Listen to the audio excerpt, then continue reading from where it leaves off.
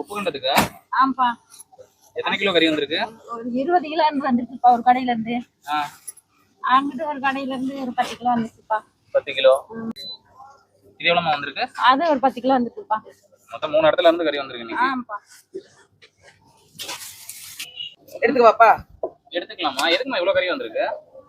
இது வந்து 4ஆம் தேதி 5ஆம் தேதி இந்த சனி வெள்ளி சனி ஞாயிறு 3 நாள் வந்து நேரடி சேல்ப்பா. அதாவது நான் கட்டுறது ஷாப் அப்படின்னு சொல்லி கோயம்புத்தூர்ல நம்மளோட கடை இருக்கு.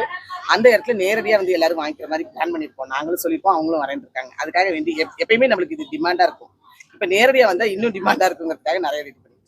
இப்ப பாத்தீங்கன்னா நம்ம இப்ப வந்து ரெடி பண்ணி வச்சிருந்தோம்ல கறி வத்தல், அதாவது உப்பு கொண்டோம். இது வந்து நல்லா காஞ்சோன்னா இதே மாதிரி சின்ன பீஸா வந்துடும். அதெல்லாம் நீர் சத்தெல்லாம் சுண்டி போய் இந்த மாதிரி இருக்கும். இது எதுக்கு யூஸ் பண்றோம் அப்படின்னா, குழம்பு வச்சுக்கலாம், வறுத்துக்கலாம். இதோட டேஸ்ட் வேற மாதிரி இருக்கும். அதாவது கறி கிடைக்காத நாட்களிலும் கறி கிடைக்காத நாடுகளிலும் அதிகம் பயன்படுத்திக்கிறாங்க. வெளிநாடு போறவங்க இந்த மாதிரிலாம் வாங்கிக்கிறாங்க. இதோட ரேட் என்ன ரேட்ல நாங்க கொடுக்குறோம் பார்த்தீங்கன்னா, 1/4 கிலோவா வாங்கினீங்கன்னா 1000 ரூபா, 1 கிலோவா வாங்கினீங்கன்னா 3800 கொடுக்குறோங்க. நான் கட்டுறது ஷாப் அப்படின்னு சொல்லி போட்டீங்கன்னா லொகேஷனாலும் ஆன்லைன்ல கூட வாங்கிக்கலாங்க.